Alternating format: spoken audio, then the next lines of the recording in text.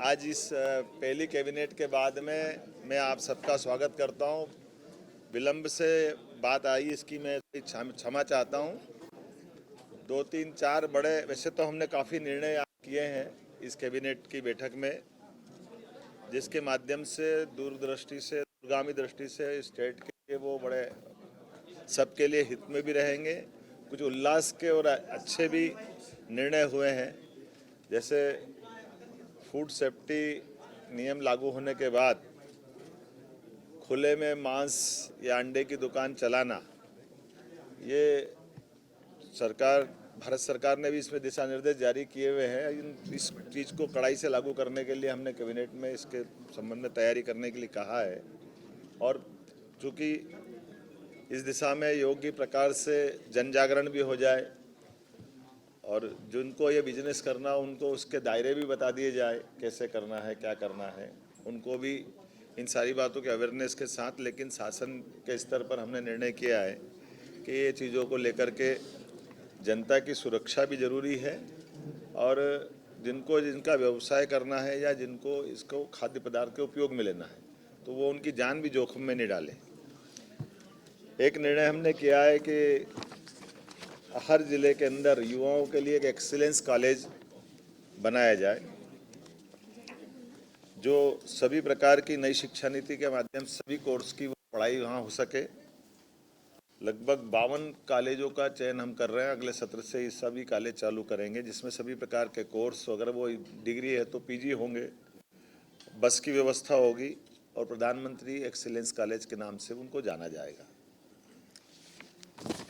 एक निर्णय हमने किया कि ये जो डिग्री, मार्कशीट और ये सब डॉक्यूमेंट्स को अवेयरने के लिए बच्चे परेशान होते हैं, कई बार जाने आने के लिए सारी झंझटें होती है, कई बार नकली लोग बना लेते हैं, तो डिजी लॉकर चालू करा रहे हैं। हमारे सभी प्राइवेट यूनिवर्सिटी, सभी कॉलेजों में दस्तावेजीकरण के आधार पर हर एक कोई किसी को चेक भी कर सकेगा और उनका अपना दस्तावेज का वो सुरक्षित एक डाटा भी बनेगा। तो सरकारी 16 यूनिवर्सिटी, 52 प्राइवेट यूनिवर्सिटी, सभी में इसको लागू करने के संबंध में आज निर्णय किया। एक आदतन अपराधी जो बार बार अपराध करता और छूट जाते हैं, इनके लिए होम डिपार्टमेंट से कहा है तो 437, 38, 39 के अंतर्गत सीआरपीसी में इन पे दंडात्मक कार्रवाई करते हुए उनकी अगर जमानत भी होगी तो जमानत निरस्त कराएं, ताकि क्राइम पे कंट्रोल करने की दिशा में लॉ एंड ऑर्डर की दृष्टि से बड़ा महत्व का निर्णय है। एक प्रदेश में, वैसे तो सबको मालूम है, सुप्रीम कोर्ट ने गाइडलाइन दी है ध्वनि विस्तारक यंत्रों को लेकर के।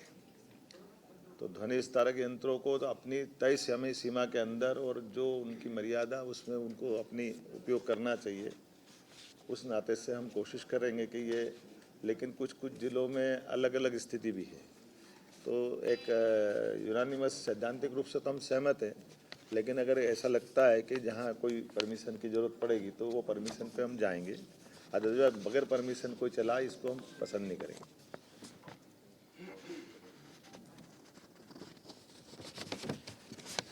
साइबर तहसील तेंदुपत्ता संग्रहण के लिए 3000 की प्रति बोरा की जो हमारी सीमा थी, अब उसको 4000 रुपये प्रति बोरा करने के आदेश इसको जारी करने के लिए बता दिया गया। एक साइबर तहसील का दायरा भी 1 जनवरी 2024 से कोई भी अपना दस्तावेज का पंजीकरण कराता है, अर्थात रजिस्ट्री कराता है, तो अलग से नामांतरण कराने के लिए जाए, वो परेशान हो, इसके बजाय जैसे रजिस्ट्रार ऑफिस में रजिस्ट्री कराएंगे उसी समय उसकी सारी प्रोसेस नामांतरण की भी हो जाए। तो ये एक सरलीकरण है जिसके माध्यम से ये ऑलरेडी दस्तावेज बन रहा है, तो बार बार अब विभागों में नहीं जाना चाहिए, ऐसी अपेक्षा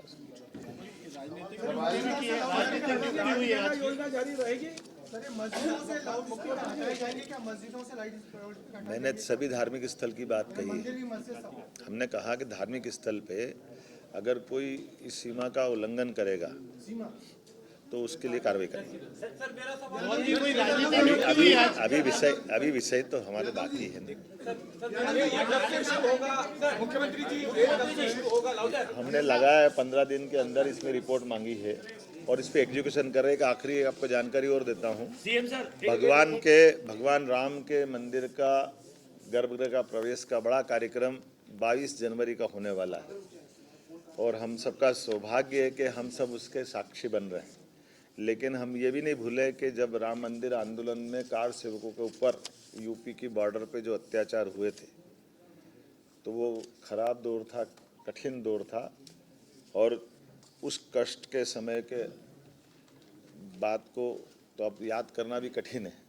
लेकिन 500 साल बाद ऐसा मौका आ रहा है जब प्रधानमंत्री जी स्वयं वहाँ उपस्थित रहेंगे। 22 जनवरी को रामलला गर्भगृह में प्रवेश करेंगे। तो राम मंदिर के मार्ग में हम इस बार मध्य प्रदेश सरकार सभी राम भक्तों का हर जिले से राम मंदिर के अयोध्या के जाने वाले मार्ग पे स्वागत करेगी। हम उनका अभिनंदन करेंगे, तिलक रोली लगाएंगे, उत्साह के साथ हम इस पूरे आयोजन में सम्मिलित होंगे और प्रेरित करेंगे कि इस पूरे आयोजन को अविस्मरणीय बनाया जाए। बहुत बहुत धन्यवाद।